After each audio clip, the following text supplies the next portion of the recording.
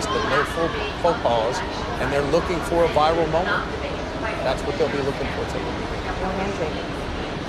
Handshaking. You have Governor Walz appears to be taking some notes. J.D. Vance doing the same as our colleagues. And they were shaking hands before the cameras came. That's right. Okay. Well, we have the vice presidential debate coming up in a moment. It will be moderated by our own Nora O'Donnell and Margaret Brennan. Ohio Senator J.D. Vance and Minnesota Governor Tim Walz take the stage. Well, they've taken the stage, so stick with us here and join us also on our streaming channel, CBS News 24/7, for exclusive content you won't see anywhere else. Thank you for joining us.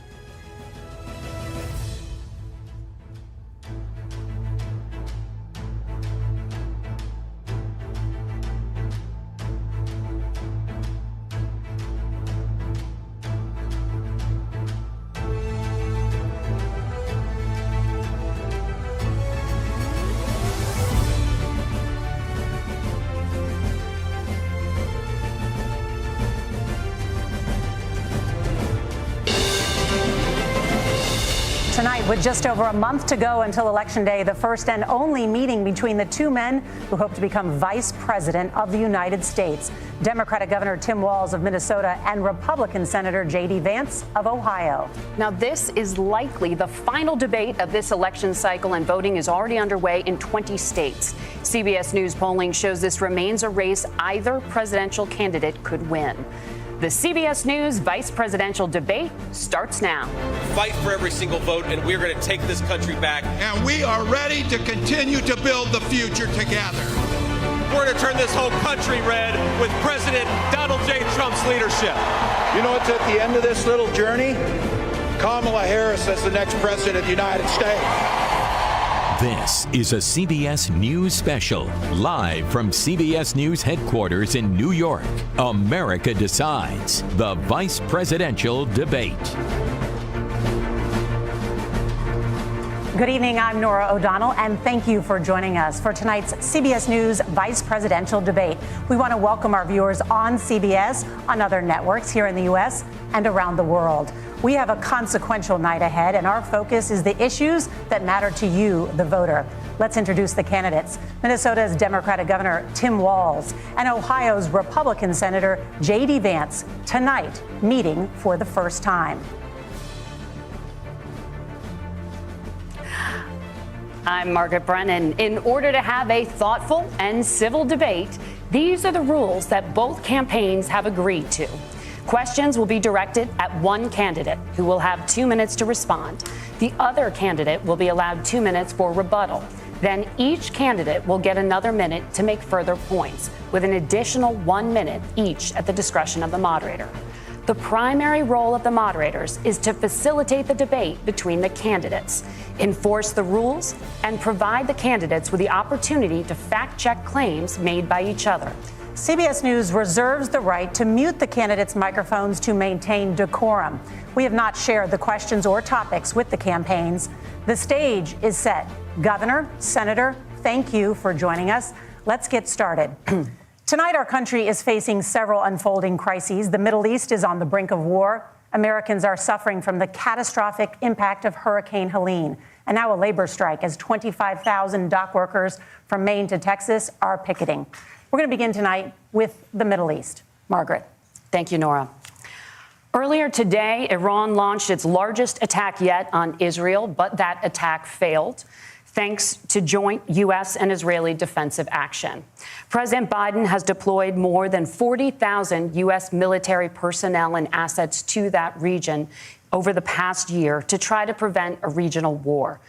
Iran is weakened, but the U.S. still considers it the largest state sponsor of terrorism in the world, and it has drastically reduced the time it would take to develop a nuclear weapon. It is down now to 1 or 2 weeks' time.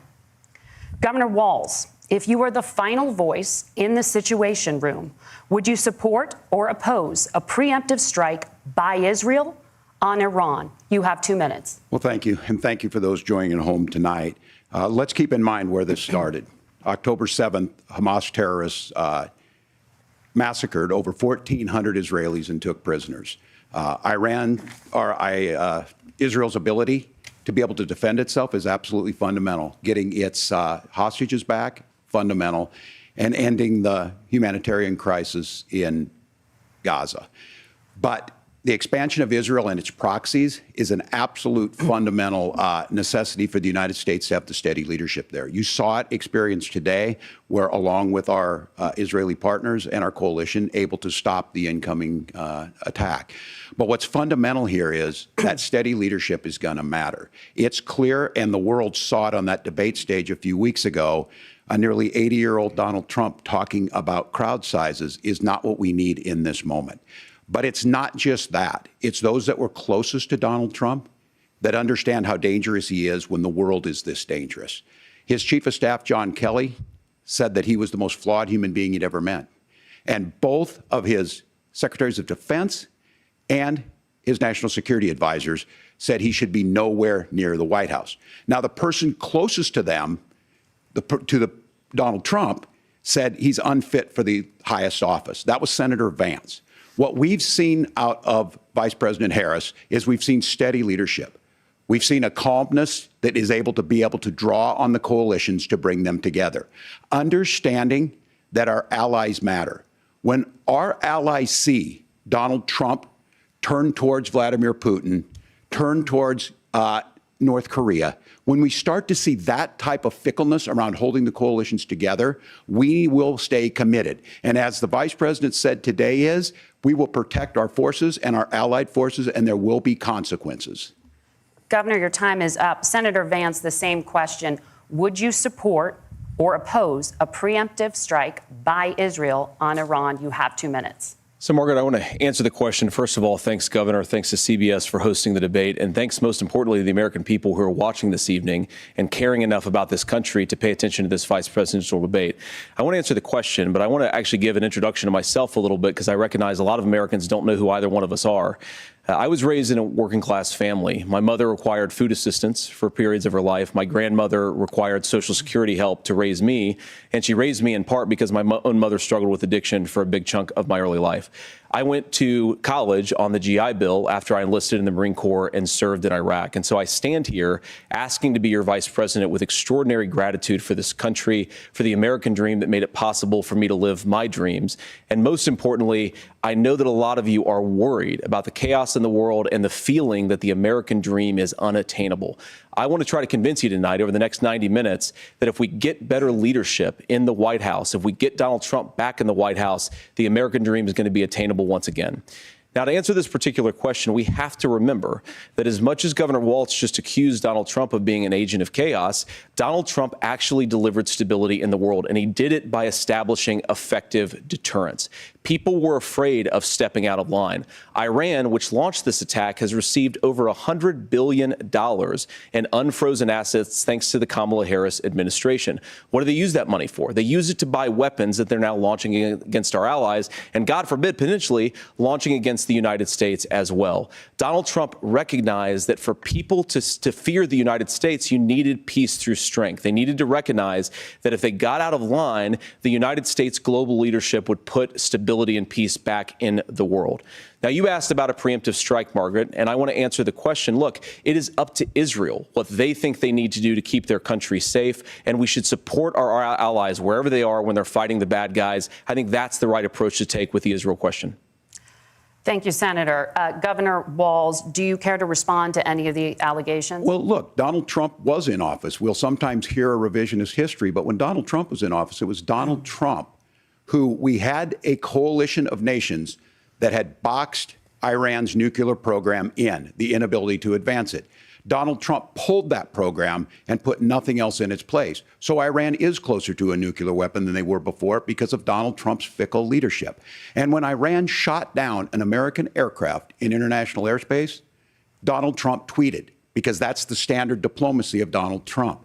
And when Iranian missiles did fall near U.S. troops and they received traumatic brain injuries, Donald Trump wrote it off as headaches. Look, our allies understand that Donald Trump is fickle. He will go to whoever has the most flattery or where it makes sense to him. Steady leadership like you witnessed today, like you witnessed in April. Both Iranian attacks were repelled. Our coalition is strong, and we need the steady leadership that Kamala Harris is providing. Senator Vance, the U.S. did have a diplomatic deal with Iran to temporarily pause parts of its nuclear program, and President Trump did exit that deal. He recently said, just 5 days ago, the U.S. must now make a diplomatic deal with Iran because the consequences are impossible. Did he make a mistake? You have 1 minute. Well, first of all, Margaret, diplomacy is not a dirty word, but I think that's something that Governor Walz just said is quite extraordinary. You yourself just said Iran is as close to a nuclear weapon today as they have ever been. And Governor Walz, you blame Donald Trump. Who has been the vice president for the last 3.5 years? And the answer is your running mate, not mine. Donald Trump consistently made the world more secure. Now, we talk about what the sequence of events that led us to where we are right now, and you can't ignore October the 7th, which I appreciate Governor Walz bringing up. But when did Iran and Hamas and their proxies attack Israel? It was during the administration of Kamala Harris. So Governor Walz can criticize Donald Trump's tweets, but effective, smart diplomacy and peace through strength is how you bring stability back to a very broken world. Donald Trump has already done it once before. Ask yourself at home, when was the last time, I'm 40 years old, when was the last time that an American president didn't have a major conflict break out? The only answer is during the 4 years that Donald Trump was president. Gentlemen, we have a lot to get to. Nora? Margaret, thank you.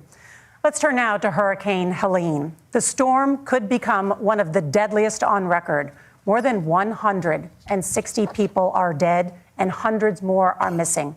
Scientists say climate change makes these hurricanes larger, stronger, and more deadly because of the historic rainfall. Senator Vance, according to CBS News polling, 7 in 10 Americans and more than 60% of Republicans under the age of 45 favor the U.S. taking steps to try and reduce climate change. Senator, what responsibility would the Trump administration have to try and reduce the impact of climate change? I'll give you 2 minutes. Sure. So first of all, let's start with the hurricane, because it's an unbelievable, unspeakable human tragedy. I just saw today, actually, a photograph of 2 grandparents on a roof with a 6-year-old child, and it was the last photograph ever taken of them because the roof collapsed and those innocent people lost their lives. And I'm sure Governor Walz joins me in saying our hearts go out to those innocent people, our prayers go out to them, and we want as robust and aggressive as a federal response as we can get to save as many lives as possible, and then, of course, afterwards, to help the people in those communities rebuild. I mean, these are communities that I love. Some of them I know very personally in Appalachia, all across the Southeast. They need their government to do their job. And I commit that when Donald Trump is president again, the government will put the citizens of this country first when they suffer from a disaster.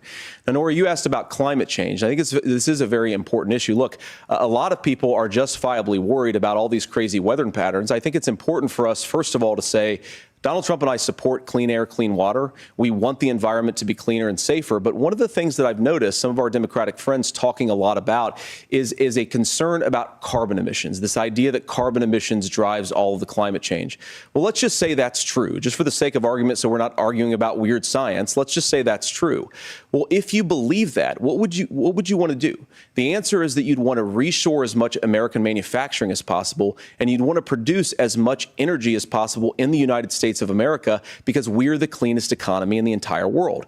What have Kamala Harris's policies actually led to? More energy production in China, more manufacturing overseas, more doing business in some of the dirtiest parts of the entire world. And when I say that, I mean the amount of carbon emissions they're doing per unit of economic output. So if we actually care about getting cleaner air and cleaner water, the best thing to do is to double down and invest in American workers and the American people. And unfortunately, Kamala Harris has done exactly the opposite.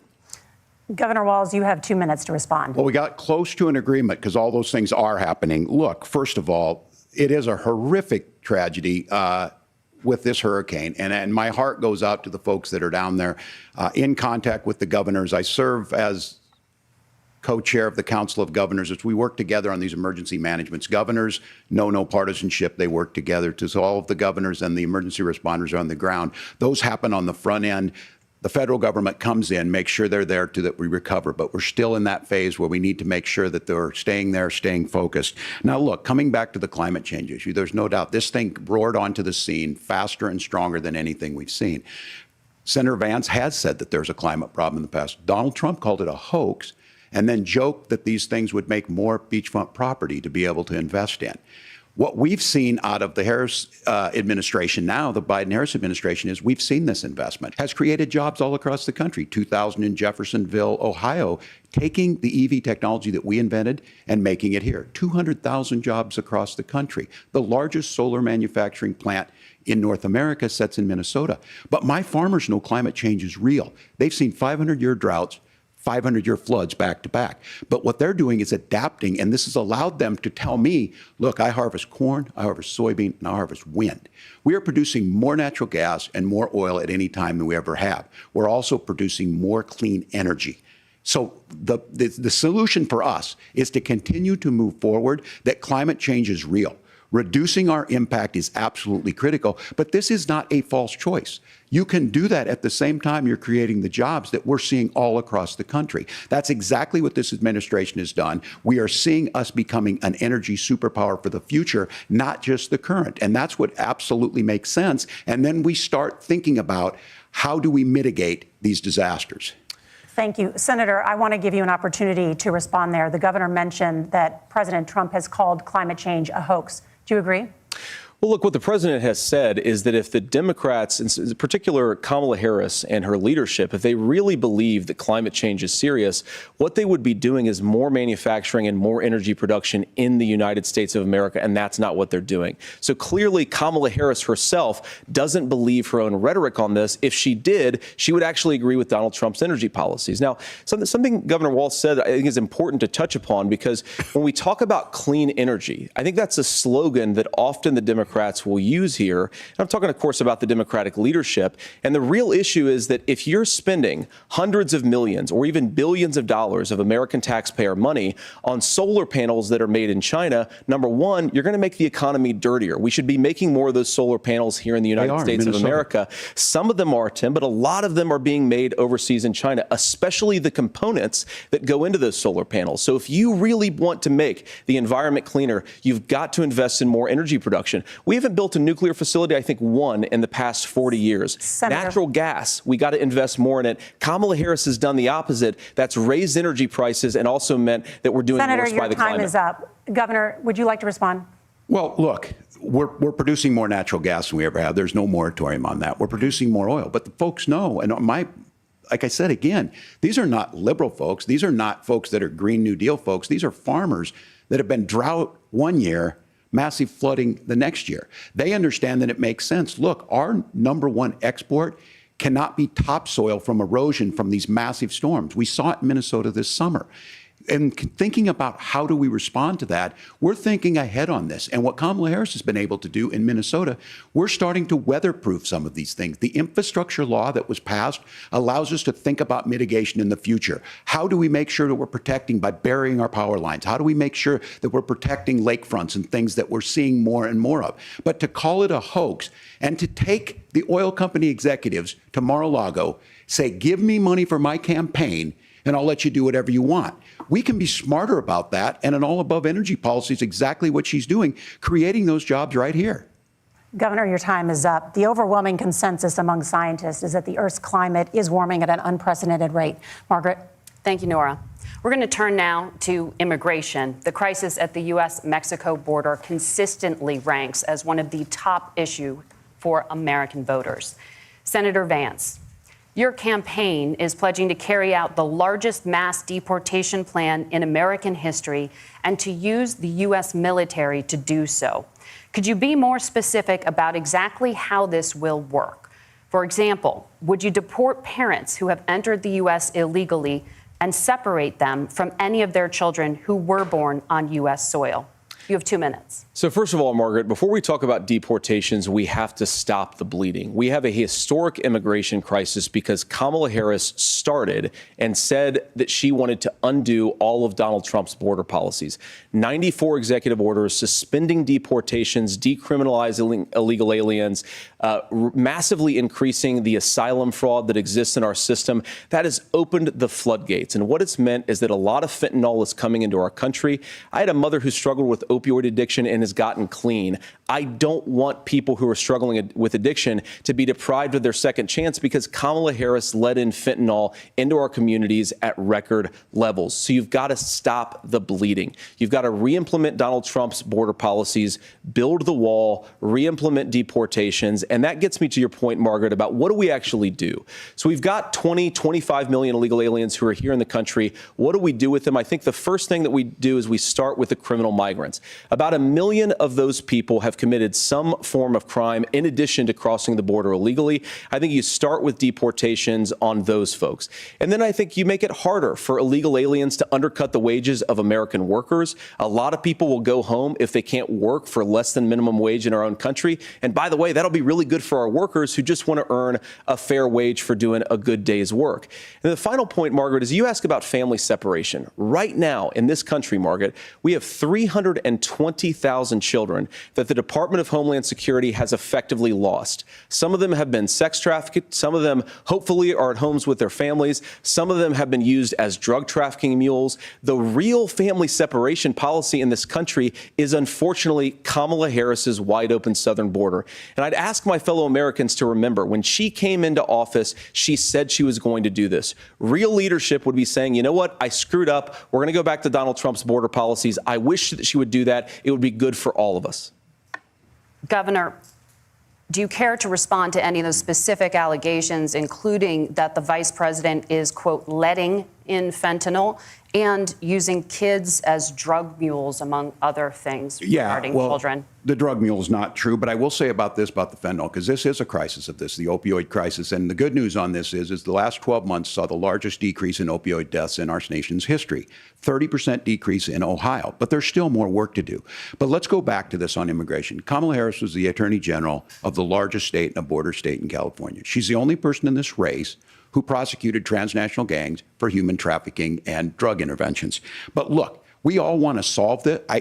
Most of us want to solve this, and that is the United States Congress. That's the Border Patrol agents. That's the Chamber of Commerce. That's most Americans out here. That's why we had the fairest and the toughest bill on immigration that this nation's seen. It was crafted by a conservative senator from Oklahoma, James Lankford. I know him. He's super conservative, but he's a man of principle, wants to get it done. Democrats and Republicans worked on this piece of legislation. The Border Patrol said, this is what we need in here. These are the experts. And the Chamber of Commerce and the Wall Street Journal said, pass this thing. Kamala Harris helped get there. 1,500 new border agents, detection for drugs, DOJ money to speed up these the adjudications on this, just what America wants. But as soon as I was getting ready to pass and actually tackle this, Donald Trump said no, told them to vote against it because it gives him a campaign issue. It gives him what would Donald Trump talk about if we actually did some of these things? And they need to be done by the legislature. You can't just do this through the executive branch. So look, we have the options to do this. Donald Trump had 4 years. He had 4 years to do this. And he promised you, America, how easy it would be. I'll build you a big, beautiful wall, and Mexico will pay for it. Less than 2% of that wall got built, and Mexico didn't pay a dime. But here we are again, 9 years after he came down that escalator, dehumanizing people and telling them what he was going to do. As far as the deportation plan, at one point, Senator Vance said it was so unworkable to be laughable. So that's where we're at. Pass the bill, she'll sign it. Governor, your time is up. Senator, the question was, will you separate parents from their children, even if their kids are U.S. citizens? You have 1 minute. Margaret, my point is that we already have massive child separations thanks to Kamala Harris's open border. And I didn't accuse Kamala Harris of inviting drug mules. I said that she enabled the Mexican drug cartels to operate freely in this country. And we know that they use children as drug mules. And it is a disgrace, and it has to stop. Look, I think what Tim said just doesn't pass the smell test. For 3 years, Kamala Harris went out bragging that she was going to undo Donald Trump's border policy. She did exactly that. We had a record number of illegal crossings. We had a record number of fentanyl coming into our country. And now that she's running for president, or a few months before, she says that somehow she got religion and cared a lot about a piece of legislation. The only thing that she did when she became the vice president, when she became the appointed appointed border czar was to undo 94 Donald Trump executive actions that opened the border. This problem is leading to massive problems in the United States of America. Parents who can't afford health care, schools that are overwhelmed. It's got to stop, and it will when Donald Trump is president again. Senator, your time is up. Governor, what about our CBS News polling, which does show that a majority of Americans, more than 50%, support mass deportations? Look, we fix this issue with a bill that is necessary, but the issue on this is what happens when you don't want to solve it. You demonize it. And we saw this, and Senator Vance, and it surprises me on this, talking about and saying, I will create stories to bring attention to this. That vilified a large number of people who were here legally in the community of Springfield. The Republican governor said, it's not true, don't do it. There's consequences for this. There's consequences. We could come together. Senator Langford did it. We could come together and solve this if we didn't let Donald Trump continue to make it an issue. And the consequences in Springfield were the governor had to send state law enforcement to escort kindergartners to school. I believe Senator Vance wants to solve this, but by standing with Donald Trump and not working together to find a solution, it becomes a talking point. And when it becomes a talking point like this, we dehumanize and villainize other human beings. Tim, Governor, your time is up. Senator, I'll give you 1 minute, but let me just ask you the question first. The governor has made the point, and I think as a sitting lawmaker, you know that Congress controls the purse strings and any funding. So you have said repeatedly that Donald Trump would, through executive action, solve this. Do you disagree that Congress controls the purse strings and would need to support many of the changes that you would actually want to implement? You have 1 minute. Look, Margaret, first of all, the gross majority of what we need to do at the southern border is just empowering law enforcement to do their job. I've been to the southern border more than our border czar, Kamala Harris, has been, and it's actually heartbreaking because the Border Patrol agents, they just want to be empowered to do their job. Of course, additional resources would help, but most of this is about the president and the vice president empowering our law enforcement to say, if you try to come across the border illegally, you've got to stay in Mexico, you've got to go back through proper channels.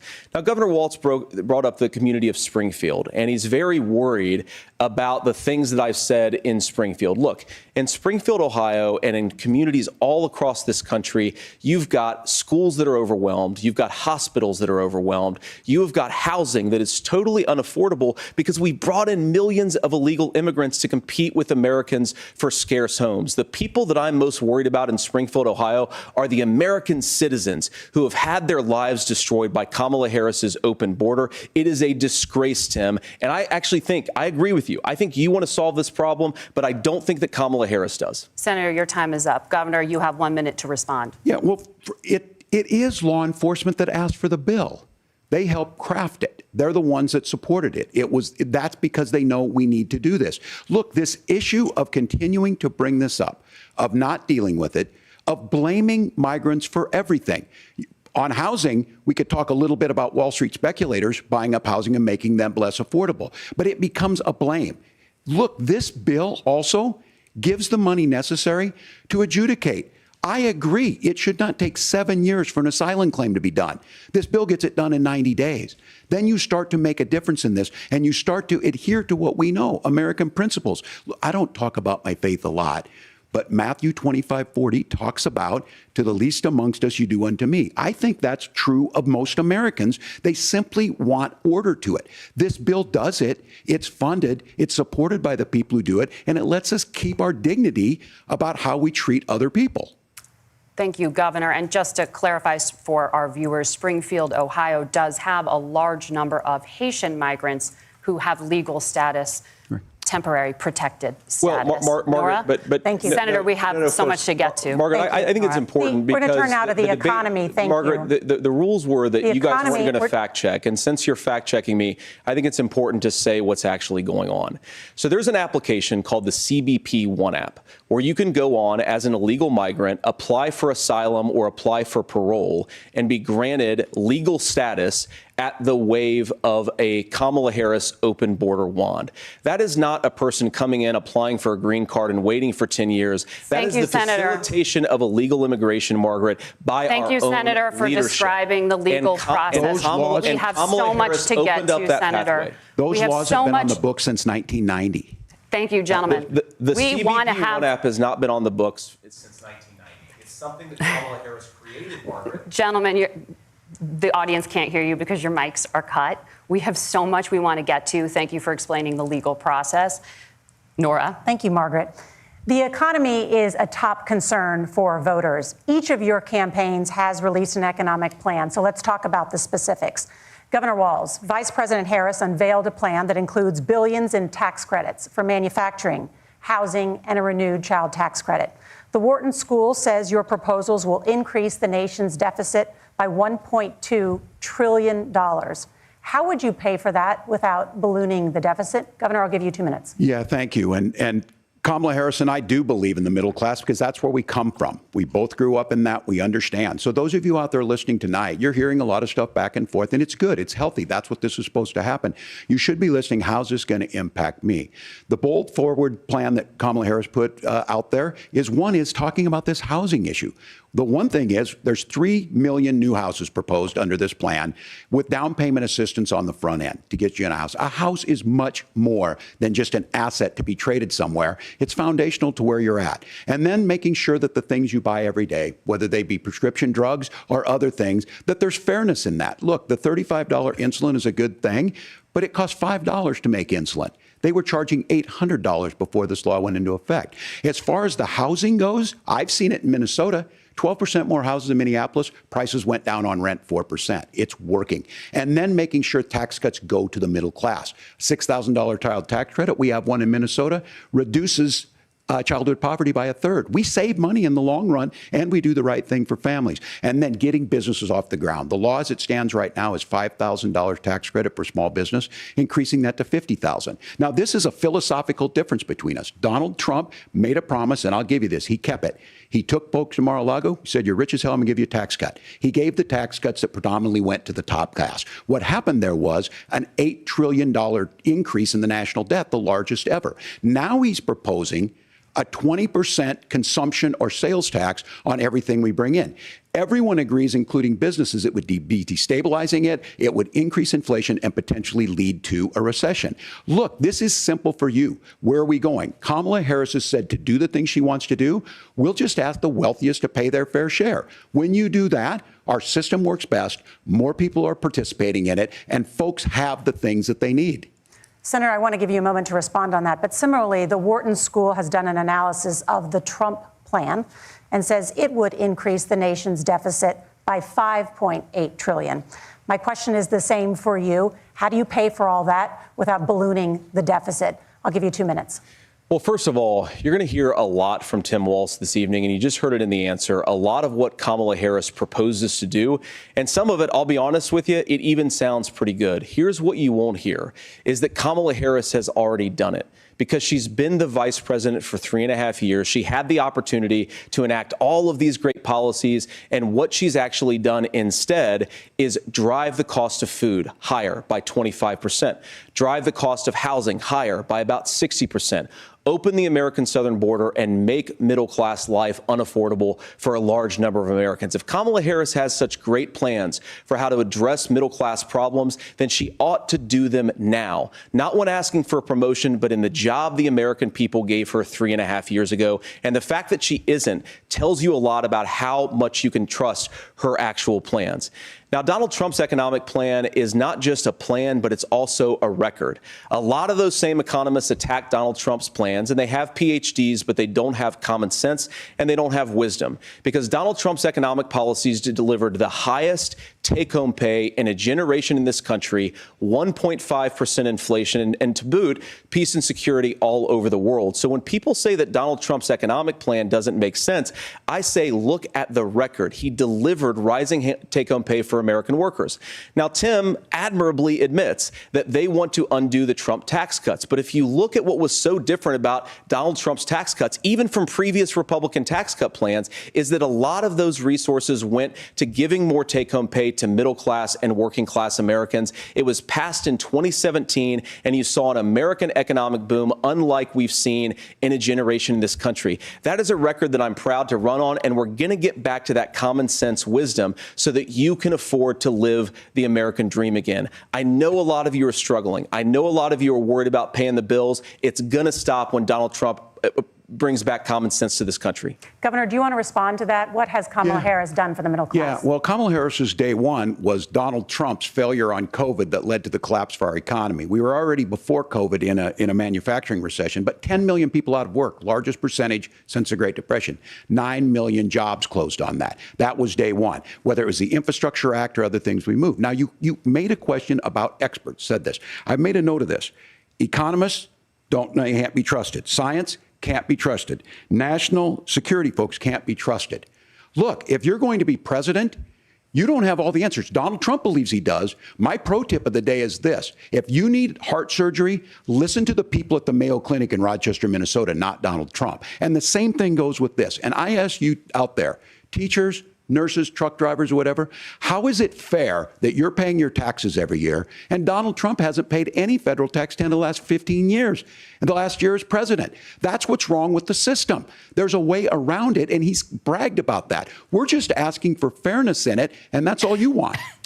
You have a minute. Governor, you say trust the experts. But those same experts for 40 years said that if we shipped our manufacturing base off to China, we'd get cheaper goods. They lied about that. They said if we shipped our industrial base off to other countries, to Mexico and elsewhere, it would make the middle class stronger. They were wrong about that. They were wrong about the idea that if we made America less self-reliant, less productive in our own nation, that it would somehow make us better off, and they were wrong about it. And for the first time in a generation, Donald Trump had the wisdom and the courage to say to that bipartisan consensus, we're not doing it anymore. We're bringing American manufacturing back. We're unleashing American energy. We're going to make more of our own stuff. And this isn't just an economic issue. I mean, I've got 3 beautiful little kids at home, 7, 4, and 2, and I love them very much, and I hope they're in bed right now. But look, so many of the drugs, the pharmaceuticals that we put in the bodies of our children are manufactured by nations that hate us. This has to stop, and we're not going to stop it by listening to experts. We're going to stop it by listening to common sense wisdom, which is what Donald Trump governed on. Senator, your time is up. Governor Walz, can you address that? I mean, voters say they trust Donald Trump on the economy more. Why? Well, if you're listening tonight and you want billionaires to get tax cuts, you heard what the numbers were. Look, I'm a union guy on this. I'm not a guy who wanted to ship things overseas, but I understand that, look, we produce soybeans and corn. We need to have fair trading partners. That's something that we believe in. I think the thing that most concerns me on this is Donald Trump was the guy who created the largest trade deficit in American history with China. So the rhetoric is good. Much of what the senator said right there, I'm in agreement with him on this. I watched it happen too. I watched it to my communities, and we talked about that. But we had people undercutting the right to collectively bargain. We had right to work states made it more difficult. We had companies that were willing to ship it over, and we saw people profit. Folks that are venture capital in some cases, putting money into companies that were overseas. We're in agreement that we bring those home. The issue is Donald Trump is talking about it. Kamala Harris has a record, 250,000 more manufacturing jobs just out of the IRA. May I respond to that? Yes. So appreciate that. So if you notice, what Governor Walz just did is he said, first of all, Donald Trump has to listen to the experts. And then when he acknowledged that the experts screwed up, he said, well, Donald Trump didn't do nearly as good of a job as the statistics that's a gross generalization. that he did. So what Tim Walz is doing, and I honestly, Tim, I think you got a tough job here, because you've got to play whack-a-mole. You've got to pretend that Donald Trump didn't deliver rising take-home pay, which of course he did. You've got to pretend that Donald Trump didn't deliver lower inflation, which of course he did. And then you've simultaneously got to defend Kamala Harris's atrocious economic record, which has made gas, groceries, and housing unaffordable for American citizens. I was raised by a woman who would sometimes go into medical debt so that she could put food on the table in our household. I know what it's like to not be able to afford the things that you need to afford. We can do so much better. To all of you watching, we can get back to an America that's affordable again. We just got to get back to common sense economic principles. I hope we have a conversation on health care then. Senator, Governor. Please. Thank you. Margaret? We have a lot to get to ahead, gentlemen, on many topics. But right now, I want to talk about personal qualifications. The vice president is often the last voice the president hears before making consequential decisions. We want to ask you about your leadership qualities. Governor Walz, you said you were in Hong Kong during the deadly Tiananmen Square protests in the spring of 1989. But Minnesota Public Radio and other media outlets are reporting that you actually didn't travel to Asia until August of that year. Can you explain that discrepancy? Yeah, well, and to the folks out there who didn't get at the top of this, look, I grew up in small rural Nebraska, town of 400, town that you rode your bike with your buddies till the streetlights come on, and I'm proud of that service. I joined the National Guard at 17, worked on family farms, and then I used the GI Bill to become a teacher, passionate about it, a young teacher. My first year out, I got the opportunity in the summer of '89 to travel to China. 35 years ago, be able to do that. I came back home and then started a program to take young people there. We would take basketball teams, we would take baseball teams, we would take dancers, and we would go back and forth to China. The issue for that was to try and learn. Now look, my community knows who I am. They saw where I was at. Look, I will be the first to tell you, I have poured my heart into my community. I've tried to do the best I can, but I've not been perfect. And I'm a knucklehead at times, but it's always been about that. Those same people elected me to Congress for 12 years.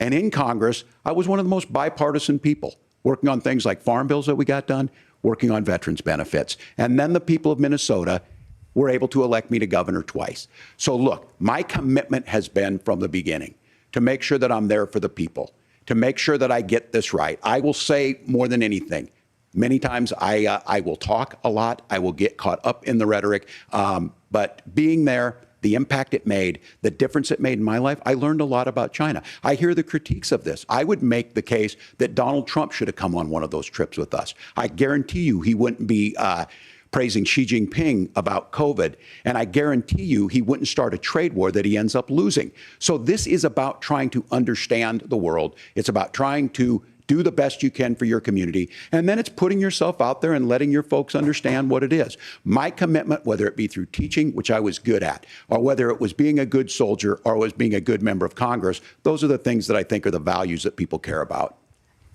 Governor, just to follow up on that, the question was, can you explain the discrepancy? All I said on this was I got there that summer and misspoke on this. So I will just, that's what I've said. So I was in Hong Kong and China during the democracy protests went in. And from that, I learned a lot of what needed to be in governance. Thank you, Governor. Senator Vance, in 2016, you called your running mate, Donald Trump, unfit for the nation's highest office, and you said he could be America's Hitler. I know you've been asked many times, and you've said you regret those comments and explained you then voted for Donald Trump in 2020. But the Washington Post reported new messages last week in which you also disparaged Trump's economic record while he was president, writing to someone in 2020, quote, Trump thoroughly failed to deliver his economic populism. You're now his running mate, and you've shifted many of your policy stances to align with his.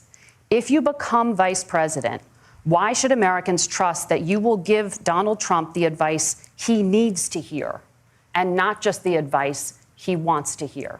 You have 2 minutes. Well, first of all, Margaret, because I've always been open. And sometimes, of course, I've disagreed with the president, but I've also been extremely open about the fact that I was wrong about Donald Trump.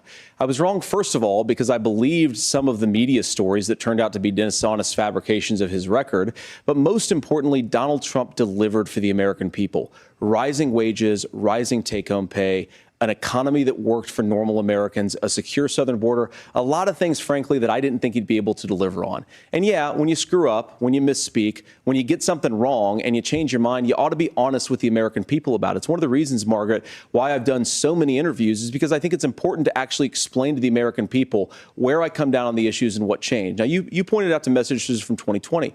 Margaret, I've been extremely consistent that I think there were a lot of things that we could have done better in the Trump administration the first round if Congress was doing its job. I strongly believe, and I've been a United States Senator, that Congress is not just a high-class debating society. It's not just a forum for senators and congressmen to whine about problems. It's a forum to govern. So there were a lot of things on the border, on tariffs, for example, where I think that we could have done so much more if the Republican Congress and the Democrats in Congress had been a little bit better about how they govern the country. They were so obsessed with impeaching Donald Trump, they couldn't actually govern. And I want to talk about this tariff issue in particular, Margaret, because Tim just accused this of being a national sales tax.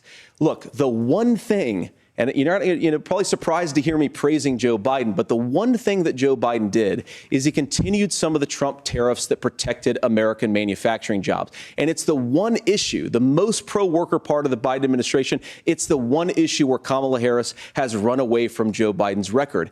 Think about this. If you're trying to employ slave laborers in China at $3 a day, you're going to do that and undercut the wages of American workers unless our country stands up for itself and says you're not accessing our markets unless you're paying middle-class Americans a fair wage. Senator, your time is up. Nora? Thank you. Now to the issue of reproductive rights. Governor Walz, after Roe versus Wade was overturned, you signed a bill into law that made Minnesota one of the least restrictive states in the nation when it comes to abortion. Former President Trump said in the last debate that you believe abortion, quote, in the 9th month is absolutely fine. Yes or no? Is that what you support? I'll give you 2 minutes. That's not what the bill says. But look, this issue is what's on everyone's mind.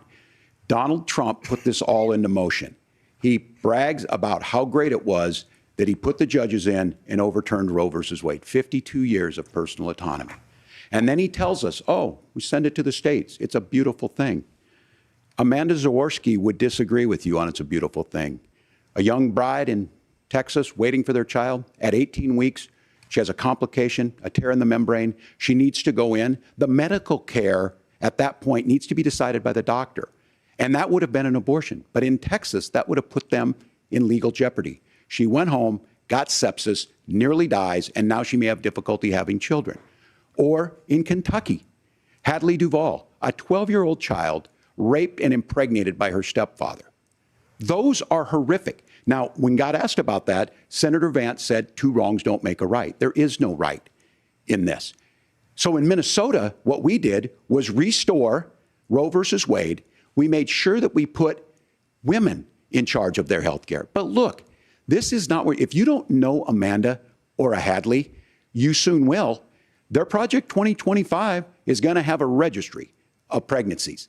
It's going to make it more difficult, if not impossible, to get contraception and limit access, if not eliminate access to infertility treatments. For so many of you out there listening, me included, infertility treatments are why I have a child. That's nobody else's business, but those things are being proposed. And the catch-all on this is, well, the states will decide what's right for Texas might not be right for Washington. That's not how this works. This is basic human right. We have seen maternal mortality skyrocket in Texas, outpacing many other countries in the world. This is about health care. In Minnesota, we are ranked first in health care for a reason. We trust women. We trust doctors. Senator, do you want to respond to the governor's claim? Will you create a federal pregnancy monitoring agency? No, Nora, certainly we won't. And I want to talk about this issue because I know a lot of Americans care about it, and I know a lot of Americans don't agree with everything that I've ever said on this topic. And, you know, I grew up in a working class family in a neighborhood where I knew a lot of young women who had unplanned pregnancies and decided to terminate those pregnancies because they feel like they didn't have any other options. And, you know, one of them is actually very dear to me. And I know she's watching tonight, and I love you. And she told me something a couple years ago that she felt like if she hadn't had that abortion, that it would have destroyed her life because she was in an abusive relationship. And I think that what I take from that as a Republican who proudly wants to protect innocent life in this country, who proudly wants to protect the vulnerable, is that my party, we've got to do so much better of a job at earning the American people's trust back on this issue where they frankly just don't trust us. And I think that's one of the things that Donald Trump and I are endeavoring to do. I want us as a Republican Party to be pro-family in the fullest sense of the word. I want us to support fertility treatments. I want us to make it easier for moms to afford to have babies. I want it to make it easier for young families to afford a home so they can afford a place to raise that family. And I think there's so much that we can do on the public policy front just to give women more options. Now, of course, Donald Trump has been very clear that on the abortion policy specifically, that we have a big country and it's diverse. And California has a different viewpoint on this than Georgia. Georgia has a different viewpoint from Arizona. And the proper way to handle this, as messy as democracy sometimes is to let voters make these decisions, let the individual states make their abortion policy. And I think that's what makes the most sense in a very big, a very diverse, and let's be honest, sometimes a very, very messy and divided country. Governor, would you like to respond and also answer the question about restrictions? Yeah, well, the question got asked and Donald Trump made the accusation that wasn't true about Minnesota. Well, let me tell you about this idea that there's diverse states. There's a young woman named Amber Thurman. She happened to be in Georgia, a restrictive state. Because of that, she had to travel a long distance to North Carolina to try and get her care. Amber Thurman died in that journey back and forth. The fact of the matter is, how can we as a nation say that your life and your rights, as basic as the right to control your own body, is determined on geography? There's a very real chance had Amber Thurman lived in Minnesota, she would be alive today. That's why the restoration of Roe versus Wade. When you listen to Vice President Harris talk about this subject and you hear me talk about it, you hear us talking exactly the same. Donald Trump is trying to figure out how to get the political right of this. I agree with a lot of what Senator Vance said about what's happening. His running mate, though, does not, and that's the problem. Governor, your time is up. Senator, let me ask you about that. He mentioned, was, I think, referring to a national ban. In the past, you have supported a federal ban on abortion after 15 weeks. In fact, you said if someone can't support legislation like that, quote, you are making the United States the most barbaric pro-abortion regime anywhere in the entire world. My question is, why have you changed your position? Well, Nora, first of all, I never supported a national ban. I did when I was running for Senate in 2022 talk about setting some minimum national standard. For example, we have a partial birth abortion ban in place in this country at the federal level. I don't think anybody's trying to get rid of that, or at least I hope not, though I know that Democrats have taken a very radical pro-abortion stance. But Nora, you know, one of the things that changed is in the state of Ohio, we had a referendum in 2023, and the people of Ohio voted overwhelmingly, by the way, against my position. And I think that what I learned from that, Nora, is that we've got to do a better job at winning back people's trust. So many young women would love to have families. So many young women also see an unplanned pregnancy as something that's going to destroy their livelihood, destroy their education, destroy their relationships. And we have got to earn people's trust back. And that's why Donald Trump and I are committed to pursuing pro-family policies, making childcare more accessible, making fertility treatments more accessible, because we've got to do a better job at that. And that's what real leadership is. Governor, your response. I'm going to respond on the pro-abortion piece of that. No, we're not. We're pro-women. We're pro-freedom to make your own choice. We know what the implications are to not be that. Women having miscarriages, women not getting the care, physicians feeling like they may be prosecuted for providing that care. And as far as making sure that we're educating our children and giving them options, Minnesota's a state with one of the lowest teen pregnancy rates. We understand that, too. We know that the options need to be available, and we make that true. We also make it, we're a top 3 state for the best place to raise children. But these two things, to try and say that we're pro-children, but we don't like this, or you guys are pro-abortion, that's not the case at all. We are pro-freedoms for women to make their choices, and we're going, and Kamala Harris is making the case, to make options for children more affordable, a $6,000 child tax credit, but we're not going to base that on the backs of making someone like Amber Thurman drive 600 miles to try and get health care. Senator. May I respond to that? First of all, Governor, I agree with you. Amber Thurman should still be alive, and there are a lot of people who should still be alive, and I certainly wish that she was. And maybe you're free to disagree with me on this and explain this to me, but as I read the Minnesota law that you signed into law, the statute that you signed into law, it says that a doctor who who presides over an abortion where the baby survives, the doctor is under no obligation to provide life-saving care to a baby who survives a botched late-term abortion. That is, I think, whether you're pro-choice or pro-abortion, that is fundamentally barbaric. And that's why I use that word, Nora, is because some of what we've seen, do you want to force Catholic hospitals to perform abortions against their will? Because Kamala Harris has supported suing Catholic nuns to violate their freedom of conscience. We can be a big and diverse country where we respect people's freedom of conscience and make the country more pro-baby and pro-family. But please. Yes, Governor, please respond. Look, this is one where there's always something there. This is a very simple proposition. These are women's decisions to make about their healthcare decisions, and the physicians who know best when they need to do this. Trying to distort the way a law is written to try and make a point, that's not it at all. What was I wrong about, Governor? Please tell me, what was I wrong about? That is not the way the law is written. Look, I've given But how? I've given this advice on a lot of things, that getting involved, that's been misread, and it was fact-checked at the last debate. But the point on this is there's a continuation of these guys to try and tell women or to get involved. I use this line on this, just mind your own business on this. Things worked best when Roe versus Wade was in place. When we do a restoration of Roe, that works best. That doesn't preclude us from increasing funding for children. It doesn't increase us from making sure that once that child's born, like in Minnesota, they get meals, they get early childhood education, they get health care. So the hiding behind we're going to do all these other things when you're not proposing them in your budget, Kamala Harris is proposing them. She's proposing all those things to make life easier for families. I asked a specific question, Governor. You gave me a slogan as a response. It's not the case. It's not true. That's not what the law says. So they fact-checked it with President Trump. Gentlemen, there's a lot to discuss. We have to move on, and we're going to be right back with much more of the CBS News vice presidential debate in just a moment.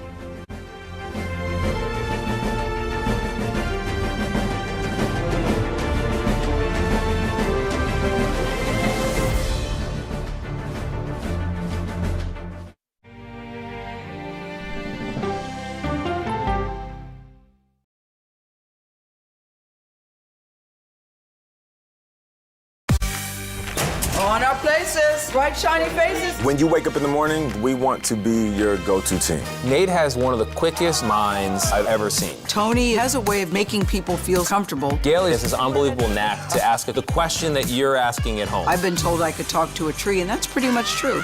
I don't go to work in the morning. I go for coffee with my two good friends, and we talk about the world. Your morning routine just got better. CBS Mornings, weekdays at 7. It didn't seem like anything could happen, because nothing ever happens in East Palestine, but it did. Authorities released toxic fumes from 5 derailed train cars. Resident, please evacuate. Acute bronchitis due to chemical fumes. Did you ever have these problems before the derailment? No, ma'am. This neighborhood's not safe no more. We can assure the community that there's not vinyl chloride entering their communities. Then why are there so many people feeling these various symptoms of bloody noses or difficulty breathing, bronchitis? That's a hard question to answer. We're talking about one of the most blatant releases of a mixture of some of the most toxic chemicals that we've seen in America. I feel like now I have a duty to warn other communities. If my daughter has to watch me die of cancer, at least it saves someone else.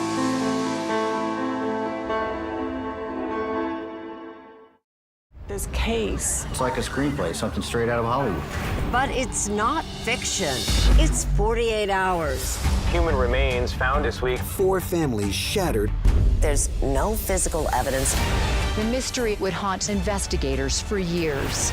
There's some questions that have to be asked and need to be answered. Like a John Grisham novel. A gripping true crime original. 48 hours. Now streaming on the free CBS News app. Stories that inform. You can be really old at 60, and you can be really young at 85. Inspire. How do we unlock the power within ourselves to be who we want to be? And brighten your day. The best part of fame is making people feel good. Always send the people home happy. Make every day a little more like Sunday morning. Here comes the sun. Stream now on the free CBS News app.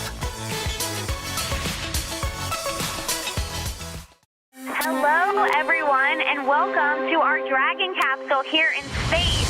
sightseers in space, the thrill of a lifetime. Seeing the Earth from space, it was so exhilarating. But the risks that come with the territory. There have been 4 fatal accidents. That's a 1% fatal accident rate. Might make you look before you launch. If you had 1 out of 100 airplanes falling out of the sky, we'd have a public crisis. Space tourism, now streaming on the free CBS News app. Superstar approaching, superstar approaching. Just get your popcorn and get ready. Come on, Julia. Oh, no. I will if you will. You go, gal. Yeah, boy! She's the first black woman on the Supreme Court, and she's determined she won't be the last. My parents had raised me to believe that I could do anything I wanted to do. Justice Ketanji Brown Jackson on Person to Person.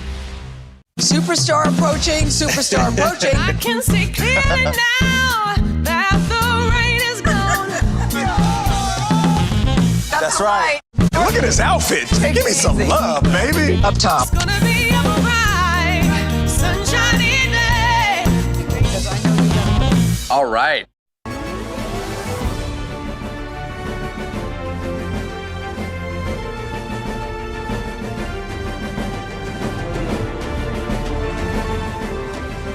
Welcome back to the CBS News Vice Presidential Debate. We want to turn now to America's gun violence epidemic. The leading cause of death for children and teens in America is by firearms. Senator Vance, you oppose most gun legislation that Democrats claim would curb gun violence. You oppose red flag gun laws and legislation to ban certain semi-automatic rifles, including AR-15s. So let me ask you, earlier this year, for the first time, the parents of a school shooter were convicted of involuntary manslaughter and sentenced to 10 years in prison. Do you think holding parents responsible could curb mass shootings? I'll give you 2 minutes. Yeah, well, Nora, on that particular case, I don't know the full details, but I certainly trust local law enforcement and local authorities to make those decisions. I think in some cases the answer is going to be yes, and in some cases the answer is going to be no. And the details really matter here, of course. For example, if a kid steals a gun, that's going to be different than if a parent hands over a gun knowing that their kid is potentially dangerous. But look, I want to just sort of speak as a father of 3 beautiful little kids, and our oldest is now in 2nd grade.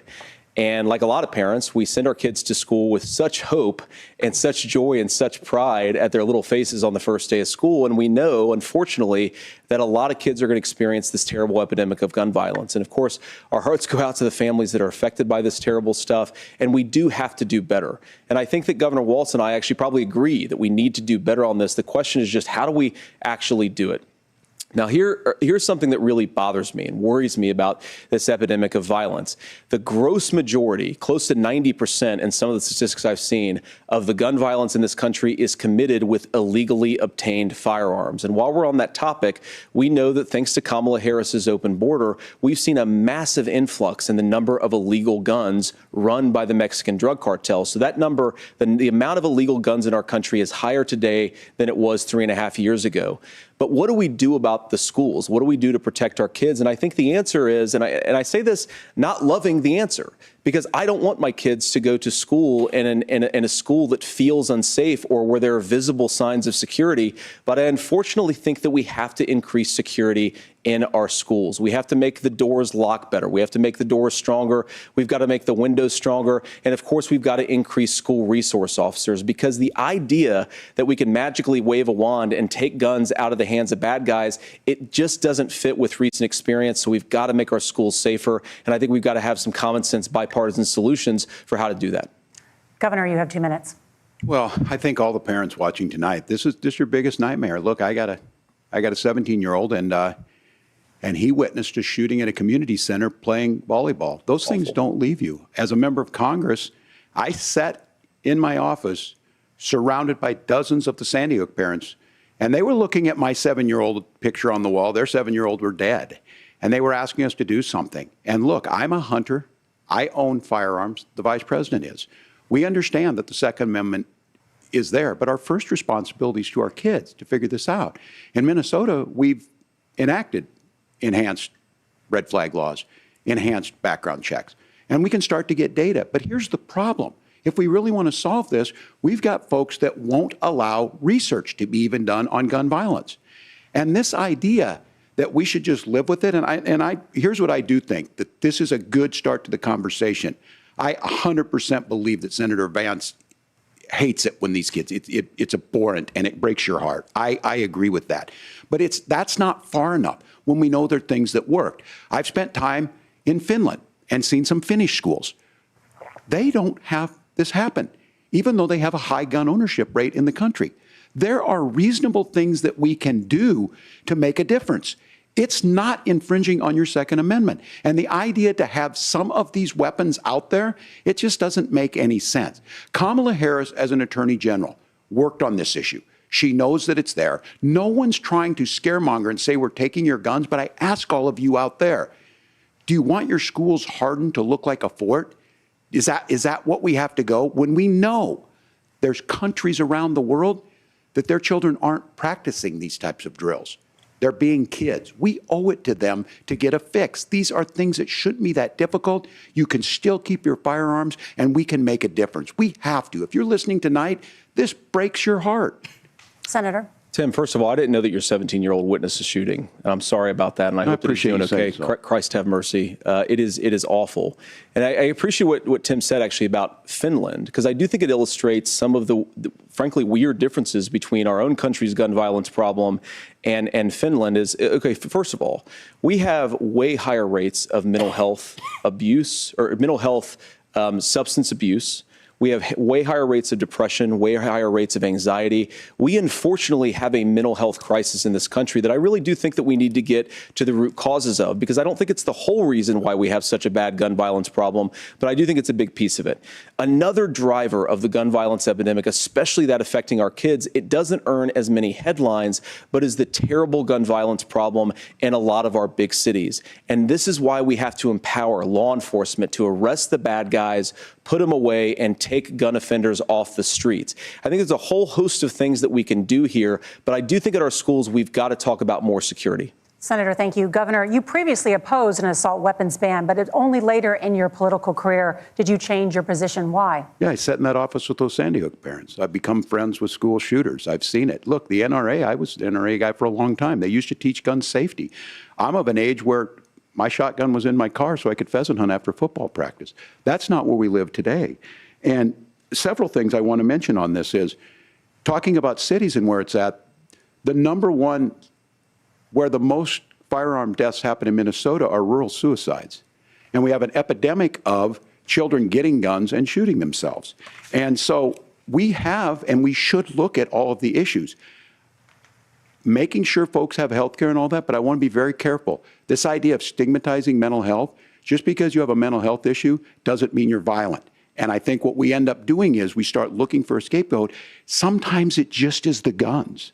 It's just the guns, and there are things that you can do about it. But I do think that this is one, and I think this is a healthy conversation. I think there's a capacity to find solutions on this that work, protect Second Amendment, protect our children. That's our priority. Gentlemen, thank you. Margaret? Thank you, Nora. Let's turn now to the top contributor to inflation, the high cost of housing and rent. There's a shortage of more than 4 million homes in the United States, and that contributes to the high housing prices. Governor Walz, the Harris campaign promises a $25,000 down payment assistance for first-time home buyers and a $10,000 tax credit. They also promise to build 3 million new homes. Where are you building these homes, and won't handing out that kind of money just drive up prices higher? No, it's not handing out. We have, first, let me say this issue of housing, and I think those of you listening on this, the problem we've had is that we've got a lot of folks that see housing as another commodity. It can be bought up, it can be shifted, it can be moved around. Those are not folks living in those houses. Those of you listening tonight, that house is a big deal. I bought and owned one house in my life. My mom still lives in the house where I was. And when I think of a house, I'm thinking of Christmas services after midnight mass where you go with your family. We need to make it more affordable. And one of the things, as I said, this program that the Vice President is pushing forward and bringing a new way of approaching this is something we're doing in Minnesota from that lead. We in the state invested in making sure our housing was the biggest investment that we'd ever made in housing. It starts to make it easier. We cut some of the red tape. Local folks, look, we can't do it at the federal level, but local folks make it easier to build those homes. And then that down payment assistance. I can tell all of you out there, one of the certainly for me, using the GI Bill was one thing, but a veteran's home loan, the big thing about a veteran's home loan is you don't have to pay the down payment. Those are things that make it there. Now, look, you're going to pay it back, and you're going to pay your mortgage. Those are things that we know in the long run, the appreciated value, the generational wealth that's created from it. And I will give Minneapolis an example. Minneapolis is the one city where we've seen the lowest inflation rates. We've seen a 12% increase in stock because we've put some of these things in, and we're implementing a state program to make sure we give some of that down payment assistance. We get it back from people because here's what we know. People with stable housing end up with stable jobs. People with stable housing have their kids able to get to school. All of those things in the long run end up saving our money. And that's the thing that I think we should be able to find some common ground in, but we can't blame immigrants for the only reason. That's not the case that's happening in many cities. The fact of the matter is that we don't have enough naturally affordable housing, but we can make sure that the government's there to help kickstart it, create that base. Governor, your time is up. Senator Vance, as far as your campaign's position, the promise is to seize federal lands to build homes, remove regulation, provide tax breaks, and cut back on immigration, which you say pushes up prices. Where are you going to build all the new homes you're promising, and what part of any of this plan will provide immediate relief? You have 2 minutes. Well, first of all, Tim just said something that I agree with. We don't want to blame immigrants for higher housing prices, but we do want to blame Kamala Harris for letting in millions of illegal aliens into this country, which does drive up costs, Tim. 25 million illegal aliens competing with Americans for scarce homes is one of the most significant drivers of home prices in the country. It's why we have massive increases in home prices that have happened right alongside massive increases in illegal alien populations under Kamala Harris's leadership. Now, Tim just mentioned a bunch of ideas. Now, some of those ideas I actually think are halfway decent, and some of them I disagree with. But the most important thing here is Kamala Harris is not running as a newcomer to politics. She is the sitting vice president. If she wants to enact all of these policies to make housing more affordable, I invite her to use the office that the American people already gave her, not sit around and campaign and do nothing while Americans find the American dream of homeownership completely unaffordable. Now, you asked, Margaret, what would immediately change the equation for American citizens?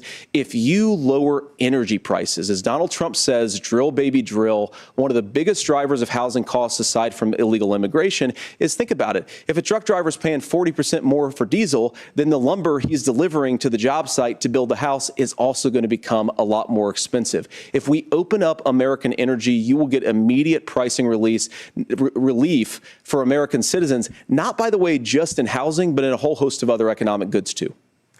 Senator Vance, you still have 23 seconds there. Do you want to answer? Can I have it? Where, yeah. Governor, we will get to you in a moment. But, Senator, where are you going to seize the federal lands? Can you clarify? Well, what Donald Trump has said is we have a lot of federal lands that aren't being used for anything. They're not being used for a national park. They're not being used, and they could be places where we build a lot of housing. And I do think that we should be opening up building in this country. We have a lot of land that could be used. We have a lot of Americans that need homes. We should be kicking out illegal immigrants who are competing for those homes, and we should be building more homes for the American citizens who deserve to be here. Senator, your time is up. Governor, I do want to let you respond to the allegation that the vice president is letting in. Well, of course, that's not true. And again, you have the facts. I guess we agreed not to fact check. I'll check it. That, look, crossings are down compared to when Donald Trump left office. But it's, again, blaming and not trying to find the solution. I was going to ask, though, on this question, are we going to drill and build houses in the same federal land? And I think when people hear federal lands, these are really important pieces of land. Now, Minnesota doesn't have a lot of federal lands. I know in the western part of the countries we do. There's not a lot of federal lands in and around Minneapolis, for example. So the issue is I don't understand the federal lands issue unless we see this, and I worry about this as someone who cares deeply about our national parks and our federal lands. Look, Minnesota, we protect these things. We've got about 20% of the world's fresh water. These lands protect. They're there for a reason. They belong to all of us. But again, this is when you view housing and you view these things as commodities. Like, there's a chance to make money here. Let's take this federal land and let's sell it to people for that. I think there's better ways to do this. We've seen it in Minnesota. We're able to refurbish some of these houses. We're able to make some investments. That gets people in. And I'm still on the fact on this. Economists, you Senator Vance, you said you don't like the economists. Which economists are saying that it is immigrants that's adding to the cost? Governor, your time is up. But Senator, on that point, I'd like for you to clarify. There are many contributing factors to high housing costs. What evidence do you have that migrants are part of this problem? Well, there's a Federal Reserve study that we're happy to share after the debate. We'll put it up on social media, actually, that really drills down on the connection between increased levels of migration, especially illegal immigration, and higher housing prices. Now, of course, Margaret, that's not the entire driver of higher housing prices. It's also the regulatory regime of Kamala Harris. Look, we are a country of builders. We're a country of doers. We're a country of explorers.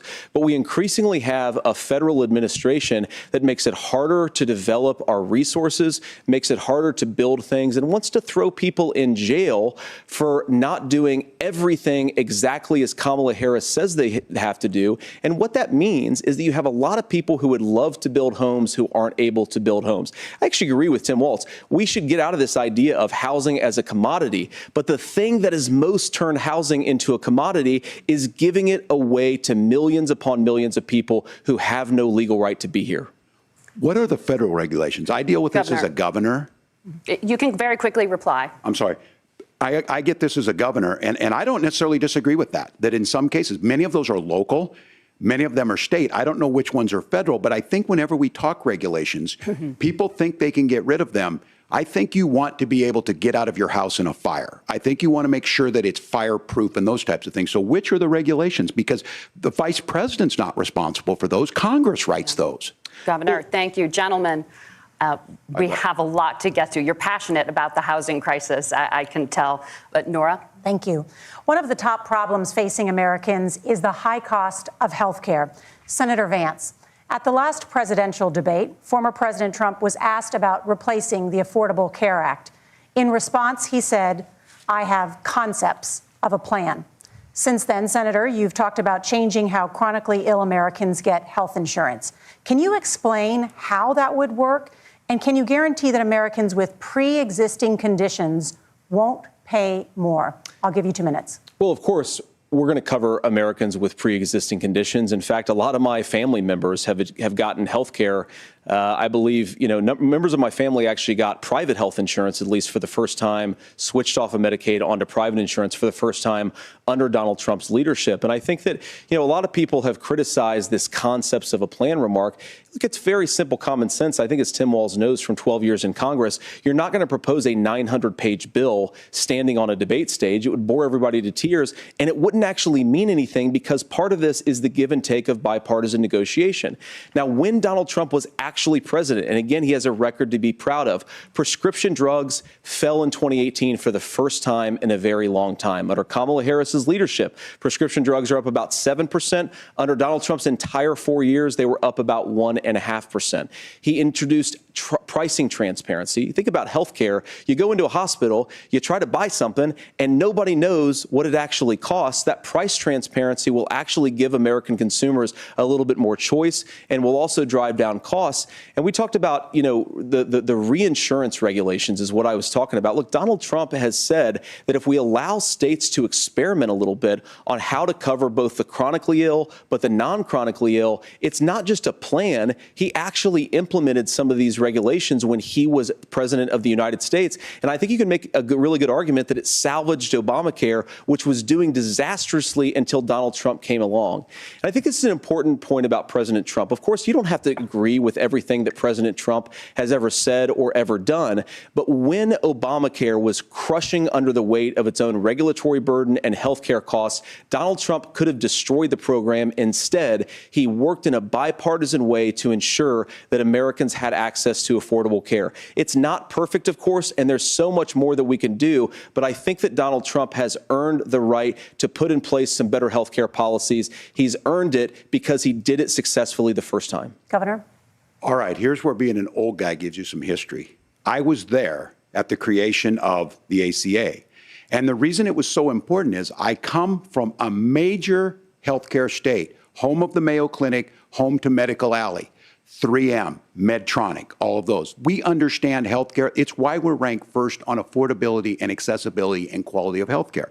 And so what I know is under Kamala Harris, More people are covered than they have before. And those of you listening, this is critical to you. Now, Donald Trump all of a sudden wants to go back and remember this.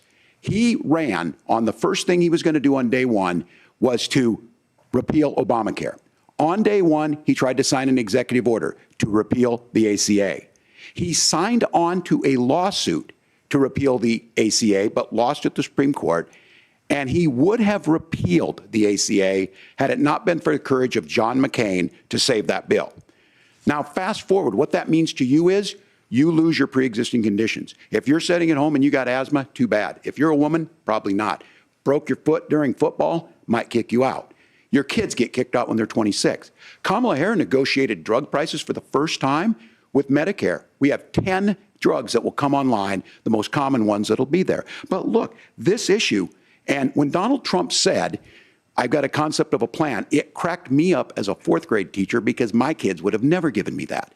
But what Senator Vance just explained might be worse than a concept, because what he explained is pre-Obamacare. And I'll make this as simple as possible because I have done this for a long time. What they're saying is, if you're healthy, why should you be paying more? So what they're going to do is let insurance companies pick who they insure, because guess what happens? You pay your premium, it's not much. They figure they're not going to have to pay out to you. But those of you a little older, gray, got cancer, you're going to get kicked out of it. That's why the system didn't work. Kamala Harris will protect and enhance the ACA. Governor, thank you. Senator, you have not yet explained how you would protect people with pre-existing conditions or laid out that plan. Well, look, we currently have laws and regulations in place right now that protect people with pre-existing conditions. We want to keep those regulations in place, but we also want to make the health insurance marketplace function a little bit better. Now, what Governor Walz just said is actually not true. A lot of what happened, and the reason that Obamacare was crushing under its own weight, is that a lot of young and healthy people were leaving the exchanges. Donald Trump actually helped address that problem, and he did so in a way that preserved people's access to coverage who had pre-existing conditions. But again, something that these guys do is they make a lot of claims about if Donald Trump becomes president, all of these terrible consequences are going to ensue. But in reality, Donald Trump was president. Inflation was low. Take-home pay was higher. And he saved the very program from a Democratic administration that was collapsing and would have collapsed absent his leadership. He did his job, which is govern in a bipartisan way and get results, not just complain about problems, but actually solve them. Governor, did enrollment under the Affordable Care Act go up under the Trump administration? It's higher now that we've seen it go up. Look, people are using it. The system works. And the question about this of young people or whatever, that's the individual mandate piece of this. And Republicans fought tooth and nail saying, well, Americans should be free to do this. Well, then what happens is... So you think the individual mandate's a good idea? You shrink. I think the idea of making sure the risk pool is broad enough to cover everyone, that's the only way insurance works. When it doesn't, it collapses. You are asking pre-ACA where we get people out. Look, people know that they need to be on health care. People expect it to be there. And when we are able to make it, and we are making it this way, when we incentivize people to be in the market, when we help people who might not be able to afford it get there, and we make sure then when you get sick and old, it's there for you. Because I heard people say, well, I don't want to buy into Medicare or whatever. Good luck buying health care once you get past 70. So look, the ACA works. We can continue to do better. Kamala Harris did that. The way she made everything better was negotiating those 10 drugs on Medicare for the first time in American history. Thank you. Margaret? Can I address that? I apologize. We're out of time. We have a number of subjects to discuss. Margaret? Let's talk about families in America. There is a child care crisis in this country, and the United States is one of the very few developed countries in the world without a national paid leave program for new parents. Governor Walz, you've said that if Democrats win both the White House and Congress, this is a day one priority for you. How long should employers be required to pay workers while they are home taking care of their newborns? You have 2 minutes. Yeah, well, that's negotiable, and that's what Congress worked. But here's what the deal is. Americans sitting out there right now, you may work for a big company. Look, we're home in Minnesota to some of the largest Fortune 500 companies. Kamala Harris knows that in California. Those companies provide paid family and medical leave. One is, I think they're moral and they think it's a good thing, but it also keeps their employees healthy.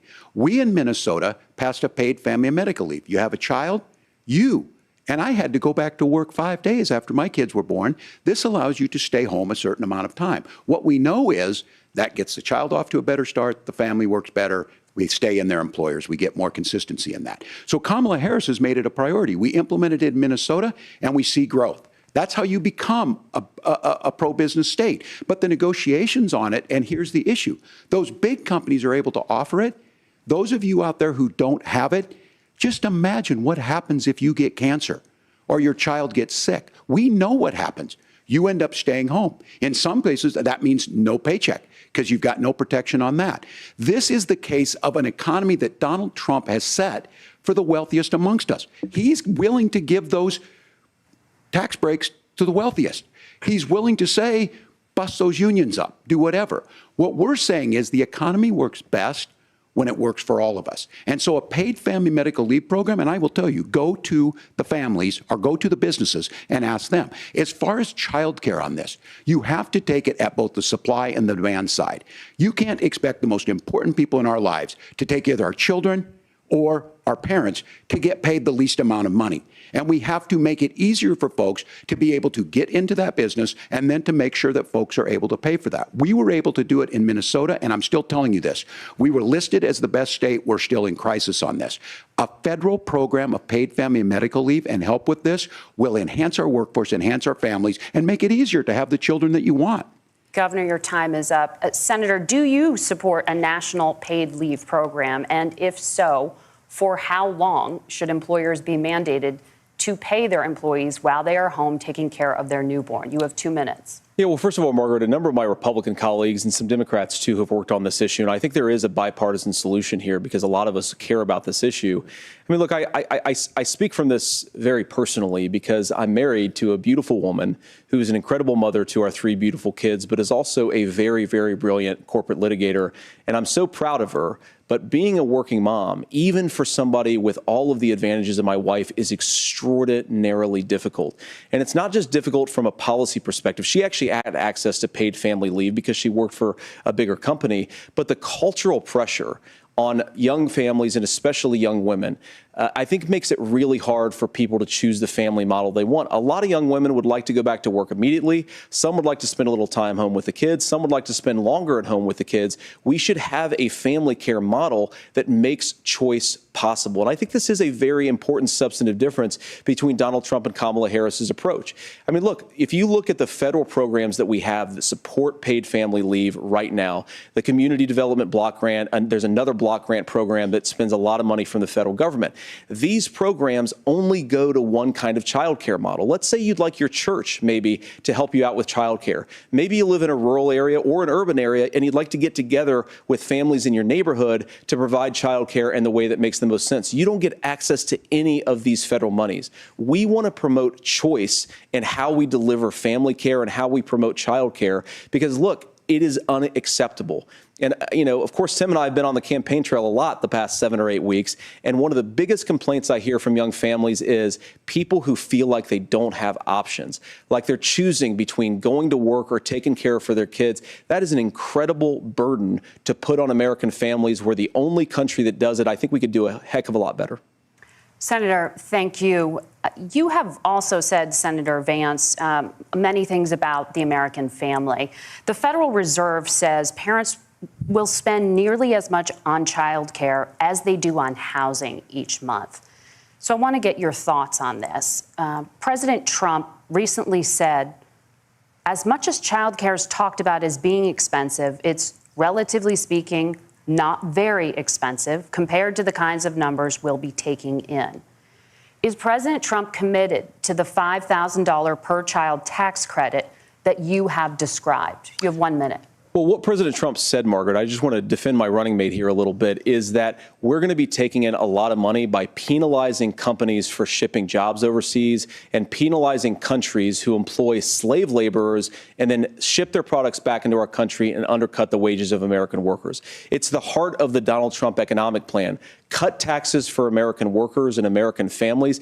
Cut taxes for businesses that are hiring and building companies in the United States of America, but penalize companies and countries that are shipping jobs overseas. That's the heart of the economic proposal. And I think what President Trump is saying is that when we bring in this additional revenue with higher economic growth, we're going to be able to provide paid family leave, childcare options that are viable and workable for a lot of American families. Can you clarify how that will solve the childcare shortage? Well, because as Tim said, a lot of the child care shortage is we just don't have enough resources going into the multiple people who could be providing family care options. And we're going to have to, unfortunately, look, we're going to have to spend more money. We're going to have to induce more people to want to provide child care options for American families, because the reason it's so expensive right now is because you've got way too few people providing this very essential service. Thank you, Senator. Governor Walz, your ticket also has some child care tax credit proposals. Do you think Congress will agree to the $6,000 credit for newborns and $3,000 credit for children over the age of 6, as your campaign has promised? Is that realistic? Well, if these members of Congress are listening to anybody, I can tell you, and this is the biggest issue. Everybody listening tonight knows. I mean, I'm sure they were shocked to hear it's not that expensive. And let's be clear, whether it's $5,000 or $6,000, that pays you about 3 or 4 months. Let's be clear of where we're at on this. It's because we got out of an imbalance on this. We thought we were going to get by not paying people. I don't think Senator Vance and I are that far apart. I'm not opposed to what he's talking about on options. We've done scholarships types of things. I think we need to be open to making the case. But the issue here is, the question you asked is, you're not going to pay for it with these tariffs. That's just adding another $4,000 on the family and taking less. So not only do they not get the money to pay for that, they're $4,000 in the hole. That's Wharton School. That's his alma mater. And so I think the issue here is, those members of Congress, I can't believe they're not. When I go to businesses, sure, they'll talk about taxes sometime, but they will lead with childcare and they will lead with housing, because we know the problem is, especially in a state like Minnesota, we need more workers because our economy is growing, but we need the workforce. Governor, thank you. We need to move on. Nora? Let's talk about the state of democracy, the top issue for Americans after the economy and inflation. After the 2020 election, President Trump's campaign and others filed 62 lawsuits contesting the results. Judges, including those appointed by President Trump and other Republican presidents, looked at the evidence and said there was no widespread fraud. The governors of every state in the nation, Republicans and Democrats, certified the 2020 election results and sent a legal slate of electors to Congress for January 6th. Senator Vance, you have said you would not have certified the last presidential election and would have asked the states to submit alternative electors. That has been called unconstitutional and illegal. Would you again seek to challenge this year's election results, even if every governor certifies the results? I'll give you 2 minutes. Well, Nora, first of all, I think that we're focused on the future. We need to figure out how to solve the inflation crisis caused by Kamala Harris's policies, make housing affordable, make groceries affordable, and that's what we're focused on. But I want to answer your question because you did ask it. Look, what President Trump has said is that there were problems in 2020, and my own belief is that we should fight about those issues, debate those issues peacefully in the public square, and that's all I've said, and that's all that Donald Trump has said. Remember, he said that on January the 6th, the protesters ought to protest peacefully. And on January the 20th, what happened? Joe Biden became the president. Donald Trump left the White House. And now, of course, unfortunately, we have all of the negative policies that have come from the Harris-Biden administration. I believe that we actually do have a threat to democracy in this country, but unfortunately, it's not the threat to democracy that Kamala Harris and Tim Walz want to talk about. It is the threat of censorship. It's Americans casting aside lifelong friendships because of disagreements over politics. It's big technology companies silencing their fellow citizens. And it's Kamala Harris saying that rather than debate and persuade her fellow Americans, she'd like to censor people who engage in misinformation.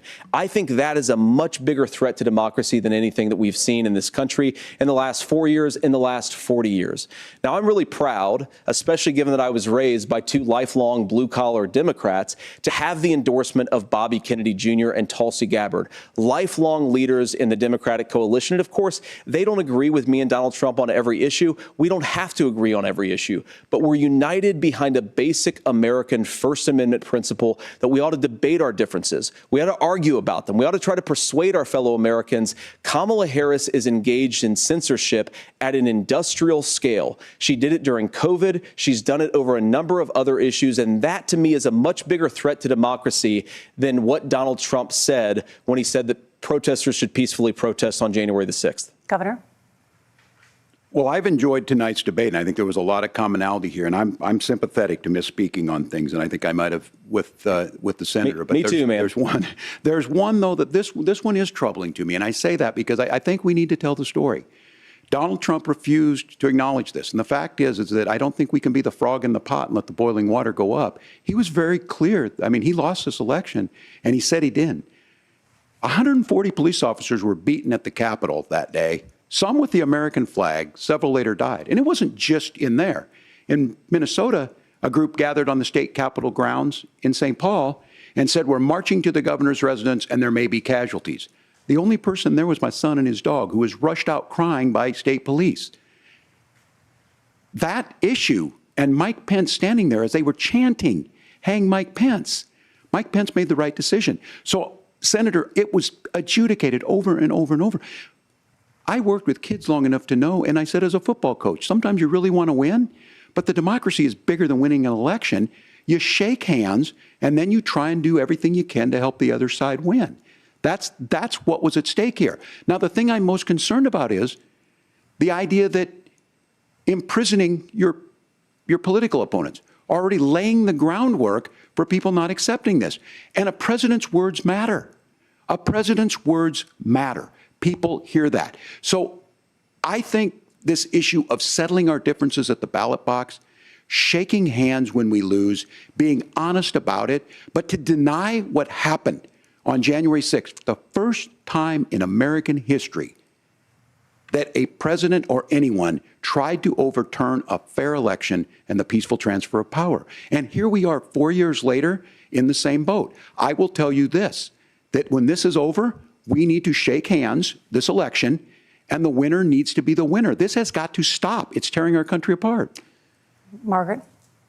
Senator Vance, did you want to respond to that?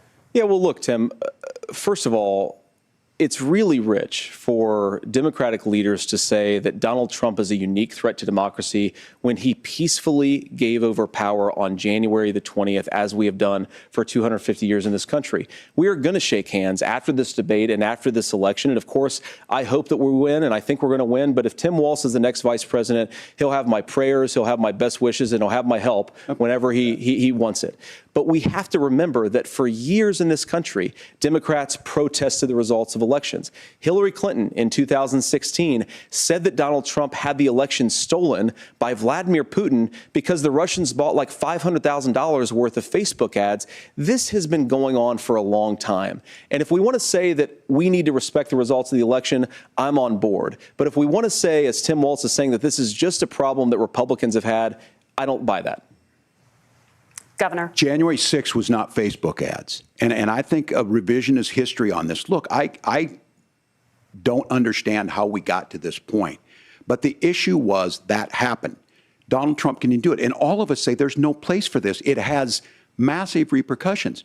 This idea that there's censorship to stop people from threatening to kill someone, threatening to do something, that's not censorship. Censorship is book banning. We've seen that. We've seen that brought up. I just think for everyone tonight, and I'm going to thank Senator Vance, I think this is the conversation they want to hear. And I think there's a lot of agreement, but this is one that we are miles apart on. This was a threat to our democracy in a way that we had not seen.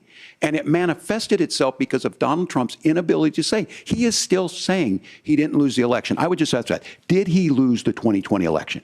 Tim, I'm focused on the future. Did Kamala Harris censor Americans from speaking their mind in the wake of the 2020 COVID situation? That is a damning non-answer. It's a damning non-answer for you to not talk about censorship. Obviously, Donald Trump and I think that there were problems in 2020. We've talked about it. I'm happy to talk about it further. But you guys attack us for not believing in democracy. The most sacred right under the United States democracy is the First Amendment.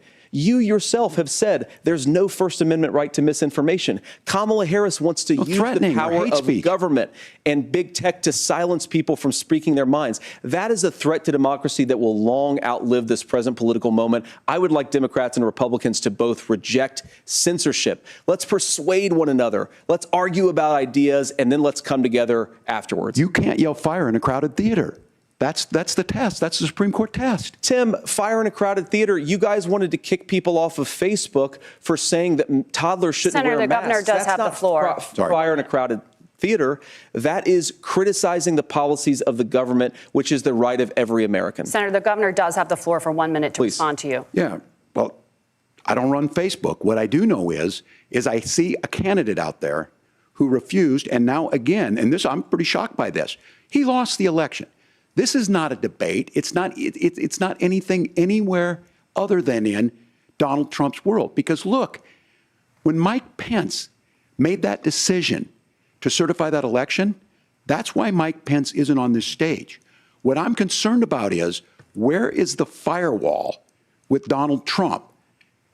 Where is the firewall if he knows he could do anything, including taking an election, and his vice president's not going to stand to it? That's what we're asking you, America. Will you stand up? Will you keep your oath of office, even if the president doesn't? And I think Kamala Harris would agree. She wouldn't have picked me if she didn't think I would do that, because of course that's what we would do. So America, I think you've got a really clear choice on this election of who's going to honor that democracy and who's going to honor Donald Trump. Governor, your time is up. Thank you, gentlemen. We will be right back with both of our candidates. The CBS News vice presidential debate continues.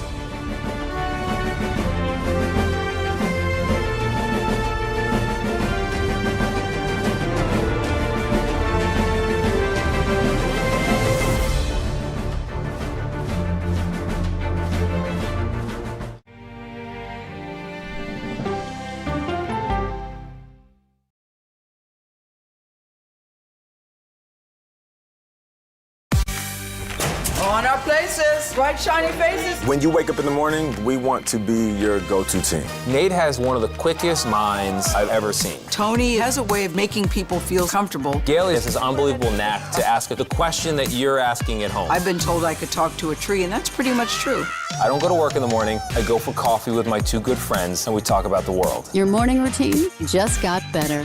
CBS Mornings, weekdays at 7. It didn't seem like anything could happen, because nothing ever happens in East Palestine, but it did. Authorities released toxic fumes from 5 derailed train cars. Resident, please evacuate. Acute bronchitis due to chemical fumes. Did you ever have these problems before the derailment? No, ma'am. This neighborhood's not safe no more. We can assure the community that there's not vinyl chloride entering their communities. Then why are there so many people feeling these various symptoms of bloody noses or difficulty breathing, bronchitis? That's a hard question to answer. We're talking about one of the most blatant releases of a mixture of some of the most toxic chemicals that we've seen in America. I feel like now I have a duty to warn other communities. If my daughter has to watch me die of cancer, at least it saves someone else.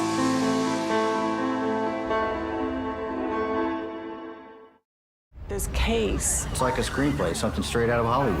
But it's not fiction. It's 48 hours. Human remains found this week. 4 families shattered. There's no physical evidence. The mystery would haunt investigators for years. There's some questions that have to be asked and need to be answered. Like a John Grisham novel. A gripping true crime original. 48 hours. Now streaming on the free CBS News app. Stories that inform. Or you can be really old at 60, and you can be really young at 85. Inspire. How do we unlock the power within ourselves to be who we want to be? And brighten your day. The best part of fame is making people feel good. Always send the people home happy. Make every day a little more like Sunday morning. Here comes the sun. Stream now on the free CBS News app. Hello, everyone, and welcome to our Dragon capsule here in space.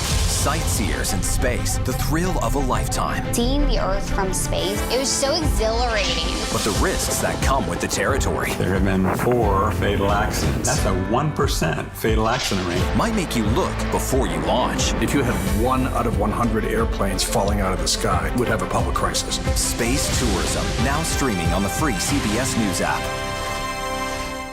She's the first black woman on the Supreme Court, and she's determined she won't be the last. My parents had raised me to believe that I could do anything I wanted to do. Justice Ketanji Brown Jackson on Person to Person. It's like a screenplay, something straight out of Hollywood. Human remains found this week. There's some questions that have to be asked and need to be answered. A gripping true crime original, 48 Hours, now streaming on the free CBS News app. Superstar approaching, superstar approaching. I can see clearly now that the rain is gone. That's right. Look at his outfit. Give me some love, baby. Up top. It's gonna be a bright, sunshiny day. All right.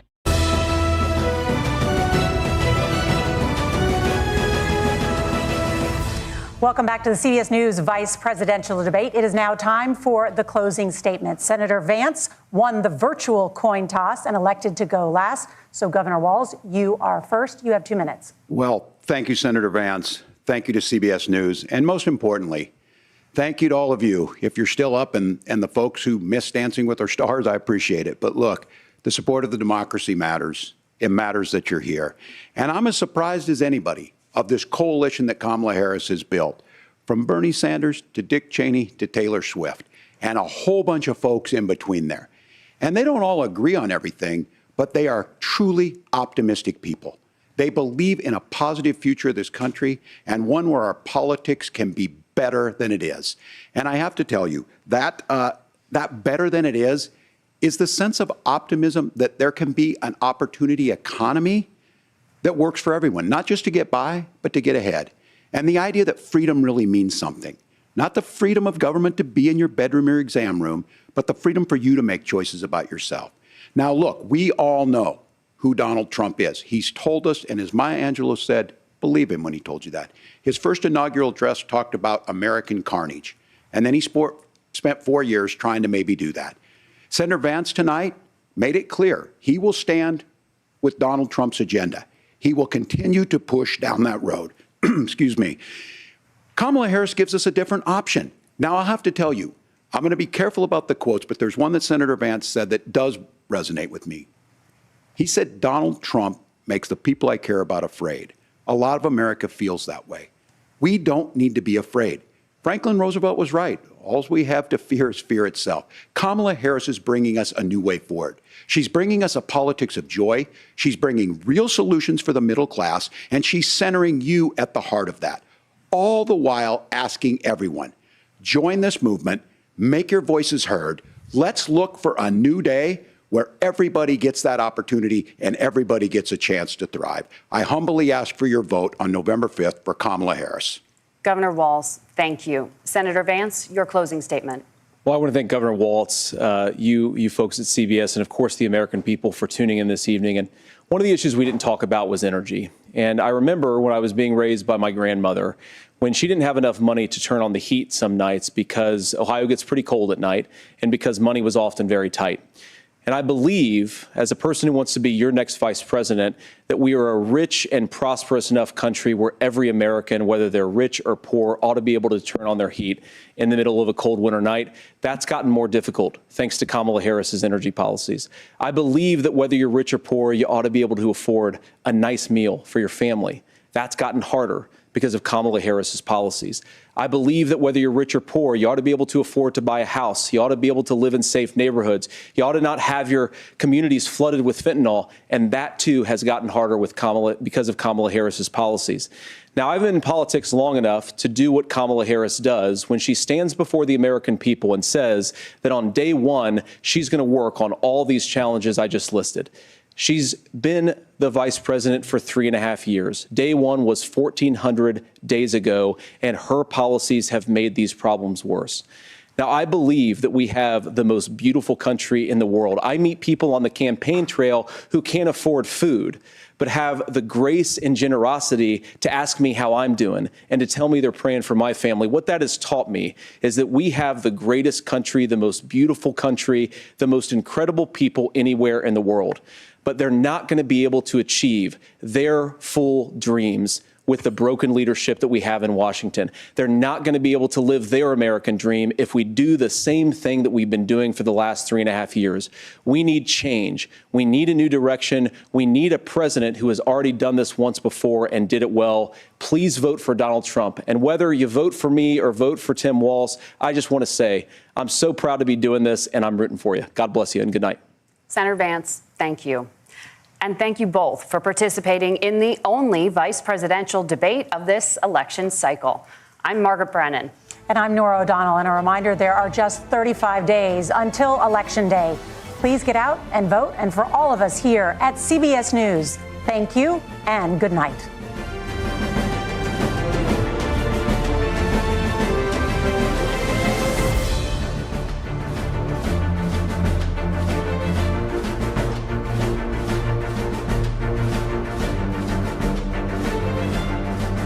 The first and only vice presidential debate. This election is now complete. It was a cordial debate of the kind that people mostly say they want. You notice here the two candidates lingering on the stage. That's quite a difference from the presidential debate, in which it was not even sure that Vice President Harris and Donald Trump would shake hands. It was a debate in which the line, "I appreciate what Tim said about Finland," was one of the many ways in which Senator Vance agreed with the governor. The governor agreed right back. But that's the tone and the kind of theater review of this. I'll pick out two issues. On the question of the top of the news today, which is the Middle East and the kinds of foreign policy surprises that hit any president. Tim Walz made the case that Donald Trump's temperament is unfit for any kind of surprise, cited the members of the Trump administration who have attested to that. 朋友都知道我是很挑剔的。 Vice President, 防晒乳我选 KISS 皇家呵护抗光清爽高防晒凝露，因为它有媲美蓝光神盾的抓藻植萃，保护我在阳光下延缓肌肤老化，维持青春弹力，可以防御工作环境里的3C 商品。 各种光源对肌肤的伤害，擦起来清爽不黏腻。我特别喜欢它做到海洋友善，365天，天天抗光抗老化，是我的保养日常。你呢？呵护您，呵护全家人，专属你的 KISS Royal Care 抗光清爽高防晒凝露。